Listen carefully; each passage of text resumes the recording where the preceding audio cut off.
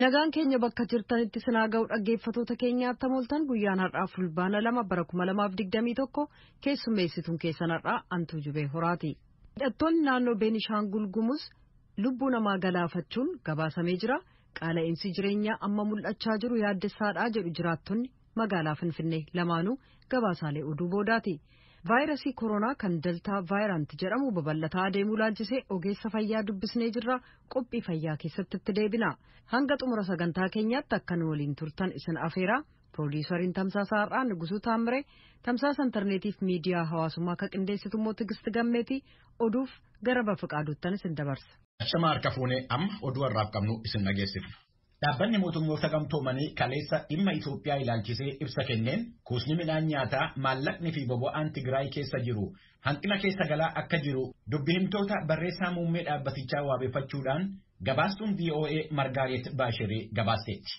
Hojjettoota isaa Tigraay keessa jiran waabeffachuudhaan akka dhaabbanni mootummoota gamtoomanii ibseetti karaan Samararraa kaasee Abaalaadhaan Tigraay deemu hagayya 22 kaasee dhimma nageenyaatii fi biirokiraasiitiin kan ka'e waan tajaajila kennaa hin jirreef kuusni gargaarsaa Tigraayin keessa jiru yarachaa deemaa jira.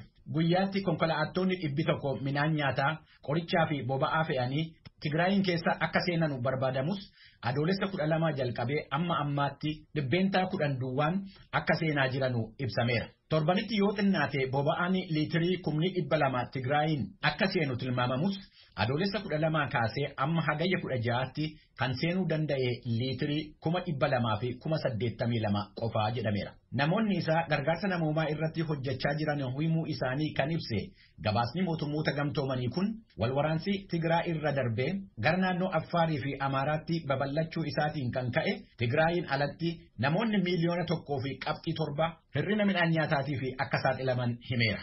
Gareewwan walitti bu'eensa keessa seenan hunduu gargaarsa namoomaatii fi akka haala mijaa'aa ta'e uuman dhaabbanni mootummoota gamtoomanii gaafachuusaas ibsi kun beeksiseera.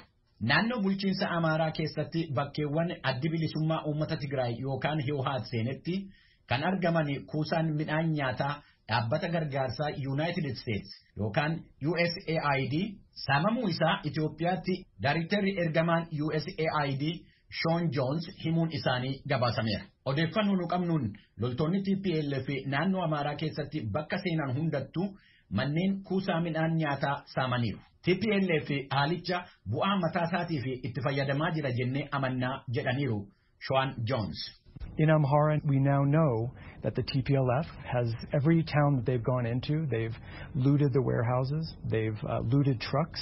Dhimma kana ilaalchisee dubbi himaan adda bilisummaa uummata Tigraay Geetaachoo Raddaa fuula Tiwiitarii irratti deebii kennaniiru. Obbo Geetaachoo Raddaa Shoon Ju'aan kallattiidhaan dhaaba isaaniitti akka quba hin qabne himanii ejjennoon keenya ifa waa'ee amala loltoota keenyaa tokko tokko isa fudhatama hin qabne mirkaneessuu baannus saamichichi jiraattota naannootii fi gareewwan adda addaatiin akka raawwatamaa jiru ragaa qabna jedhanii dhimmichi akka qaama bilisa ta'een mirkanaa'uu qabu gaafachuu isaanii gabaasni Kennedy Abaatee ibseera.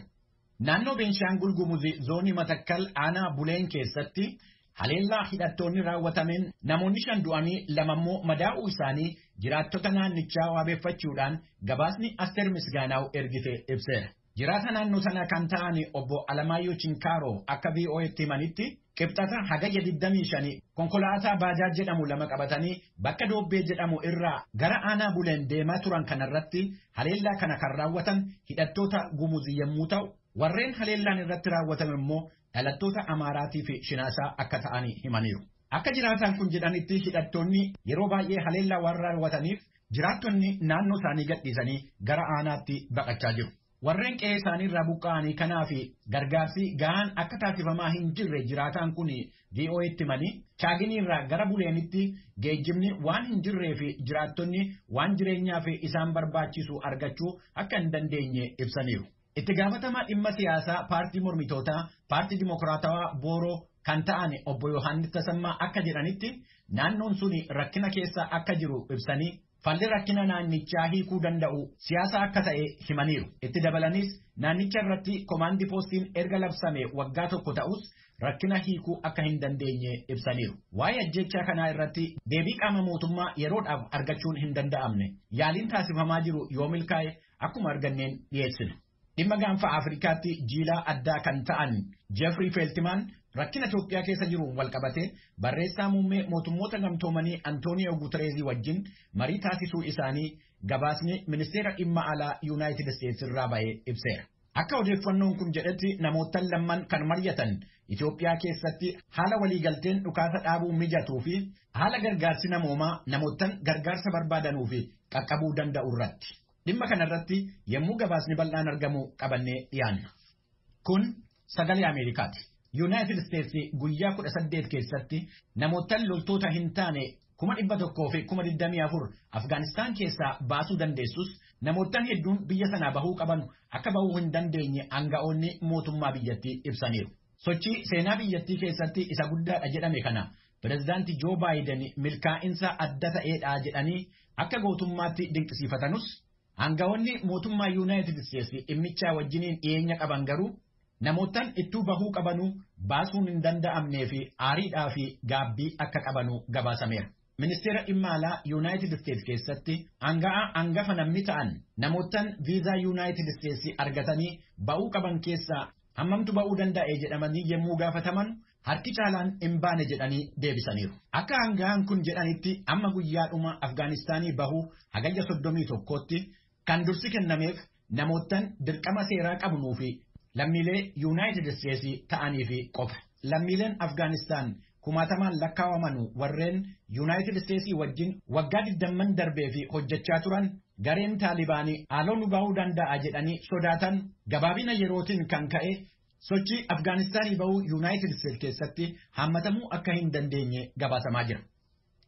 Yommuu guyyaa yaadannoo waggaa 20ffaa haleelaa shororkeessitoonni Yuunaayitid Isteetsi keessatti raawwatanii inni du'a namoottan 3,000 sababa ta'e dhiyaachaa jiru kanatti ammas namoonni hedduun sodaa akka qabanu dhimma kana irratti qorannoon taasifame mul'iseera.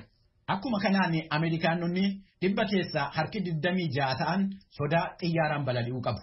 Lakkoofsi kun waggaa 20 har'aa erga balaan sun qaqqabee booda dhibbaantaa 37 akka ture gabaasameera.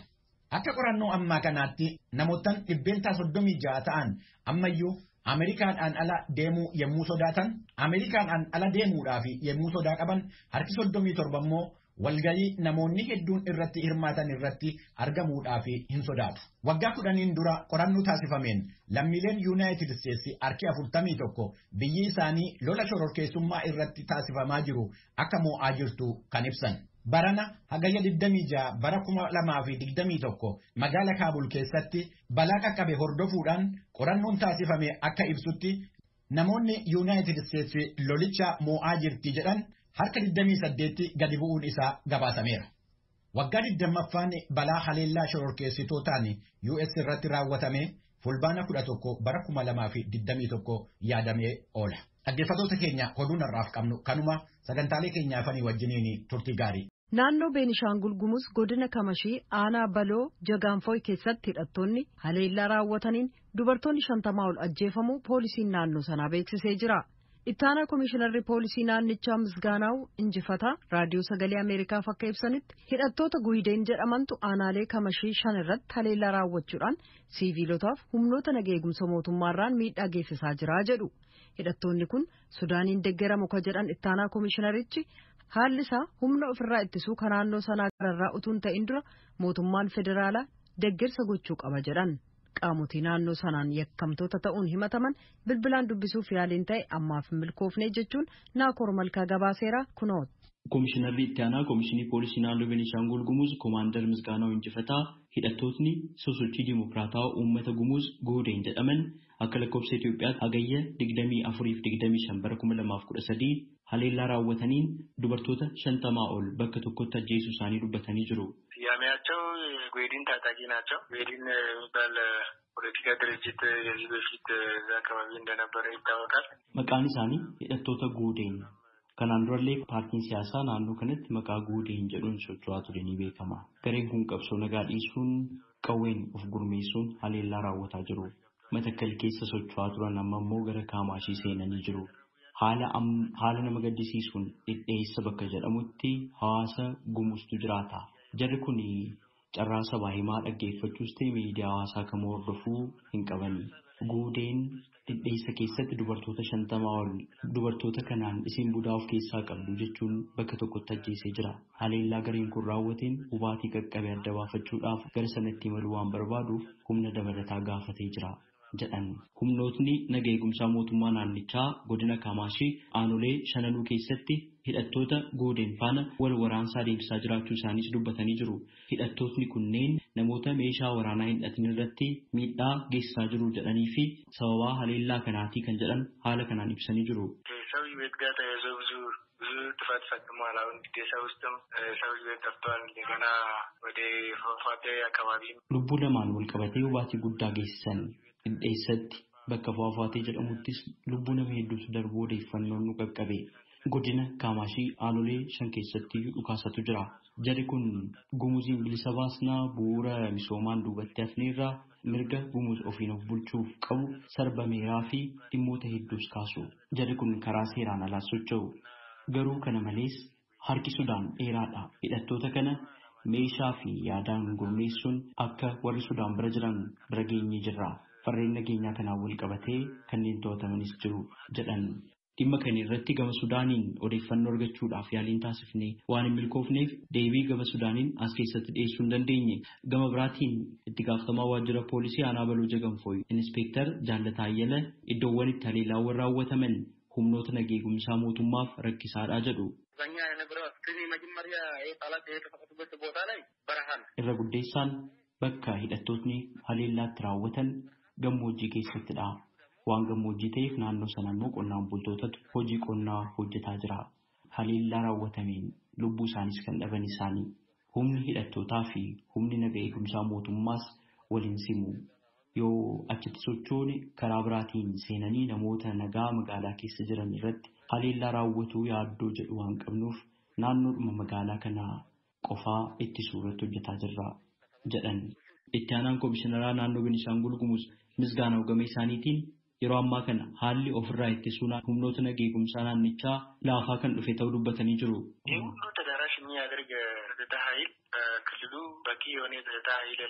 Naannichi humna naga eegumsaa gahaa bakka kana hundarratti hojjetu hin qabu. Dhimma kanarra deddeebiidhaan kaasnee jirra. Humni raayyaa ittisaa naannoo balootti deeggarsanuuf godhee ture.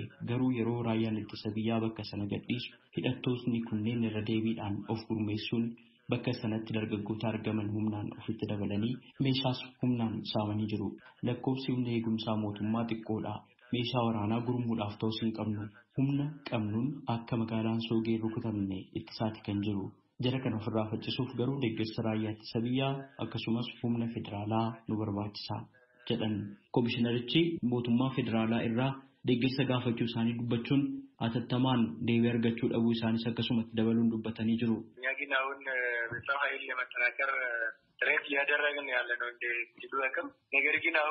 Humna namaatiin of gurmeessuudhaaf hanguma humni naannichaa eeyyameen tattaafataa jirra.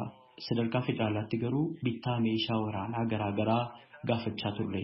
Ta'us haalli hojmaataa harkifataa ta'e. Haalli naannoon keenya keessa jiru baay'ee rakkisaa waan ta'eef ofirraa ittisuu hin dandeenyu gatii nu kaffalchiisuus danda'a. Kanaaf mootummaan federaalaa dhimma kanarratti xiyyeeffannoo kennuun rakkoo kana atattamaan akka furu gaafanna jedhan. Dhimma kanarratti aangawoota Komishinii Poolisii Federaalaa irraa ibsa argachuudhaaf yaaliin taasifne ammaaf milkoofne. Itti dabaluudhaanis mootummaan naannichaa qaamolee himannaa irratti dhiyeessu argannee deebii isaanii dhiyeessuudhaaf yaaliin taasifne milkoofne. Yoo kan argannu ta'e qabannee dhiyaanna. Naannoo Beenishaangul Gumuz keessatti waggoota 3 darbanitti haleellaa hidhattootni raawwataniin heddummoonni ajjeefamanii jiru. Qabeenyi hedduunis manca'ee jira. Namootni kumaatamaan lakkaa'aman mana isaanii irraa buqqa'us gabaasaa turuun keenya ni yaadatama. Keessumaa godina Batakkal keessatti tasgabbiin dhabamuu wal qabatee rakkoo kana furuudhaaf bulchiinsi koomaandii poostii waraanaan geggeeffamu hundeeffamuun isaa ni yaadatama. Gabaasa raadiyoo sagalee Ameerikaaf Naakoor Malkaa Amborraa. Jiraattonni magaalaa Finfinnee sagaleen Ameerikaa dubbisee tokko tokko akka ibsanitti qaala'insi jireenyaa amma mul'achaa jiru yaaddessaadha jedhan. Gama biraatiin bulchiinsi magaalaa Finfinnee qaala'insi jireenyaa kana to'achuuf tarkaanfiiwwan adda addaa akka fudhachaa jiru tibbana ibsee jira. Ka'umsi qaala'insa jireenyaa kun weerara COVID-19 addunyaa mudateef haala qabatamaa biyyattiin keessa jirtuun kan wal qabate ta'uu dubbatu. Hayyuun dhimma dinagdeef barsiisaan yuunivarsiitii Finfinnee Dr. Birhaanuu Danuu Tsahaay Daamxootu Finfinneerraa gabaase. Yeroo dhiyoodhaanas baadiyyaattis ta'e magaalaatti qaala'insi jireenyaa haalaan hammachaa dhufuunsaa kan bitus ta'e kan gurguru yaaddessuutu dubbatamaa jira. Jiraattota magaalaa Finfinnee keessaa namoonni dubbisne akka ibsanitti qaala'insi jireenyaa magaalotatti ni jabaataa jiran. Obbo Charnet Alamuu jiraataa magaalaa Finfinneeti suuqii shaqaxaa akka qaban ibsuudhaan magaalaa Finfinnee keessatti sababni guddaan qaala'insa jireenyaa kun kiraa manaatii jedhan. የኑሮ ውድነቱን የሚያባብስ ጫፍ የሚያወጣ ህዝቡን የሚያመረው የቤት ኪራይ ነው። Qaala'insi jireenyaa samiitti kaasee kan uummata miidhaa jiru daballi gatii mana kiraati. Keessumaa Finfinnee keessa lakkoofsi namoota guyyaa guyyaan mana kiraa itti galan barbaadanii ni dabala. Kun ammoo lakkoofsa namoota mana kiraa fedhanii fi dhiyeessa mana kireeffamuu wal caalchisaa jechaadha. Kanaaf guyyaa guyyaan akka itti dabalutu jira gatiin mana kiraa. Amma fakkeenyaaf na bira dhufanii warri naa kireessan dhiyeenya birrii 500 dabaluu natti manii deeman. Anaaf ammoo galiin hin qabu kanaaf naaf hin ga'u. Mootummaa murteen inni fudhate sirriidha gama kanaan. Garuu ji'a 3 booda maaltu ta'a inni jedhu immoo yaachisaadha. Warri kireessu shallagatee dabala. Kanaaf bulchiinsi magaalaa seeraan waan adda bahe takka kaa'uu qabaan jedha. Dinagdee bilisaa yaada jedhu faallessus kun murtee addaa qabaachuu qaba. Sababni isaa amma fakkeenyaaf namni tokko kireeffatee daldala wayii hojjetaa jennu. Manni kiraa yoo itti dabalu innis waan daldalu sanarratti gatii dabalaa jechaadha. Kanaaf waan bakka hunda seenudha. Dubbeen kun waan kana ta'eef mootummaa murtee dhaabbataa fudhatee qaala'insi jireenyaa kana tasgabbeessee gaarii natti fakkaata. Adda Wadaree Muratu daldaltuudha. Hoteelas qabu haalli amma biyyattiitti mul'achaa jiru yaaddessaadha jechuun ibsani. Haalli amma jiru kunillee baay'ee nama rakkisas nama gaddisiisas illee anillee baay'ee dadda baay'ee keessa koottis nan bo'a. Anillee hamma tokko jiraachuu yoo danda'e illee haaluma jiruun illee namoonni naannoo koo jiran illee baay'ee rakkatanii jira malee guyyaadhaa guyyaatti wanti jiru baay'ee dabalaa deema.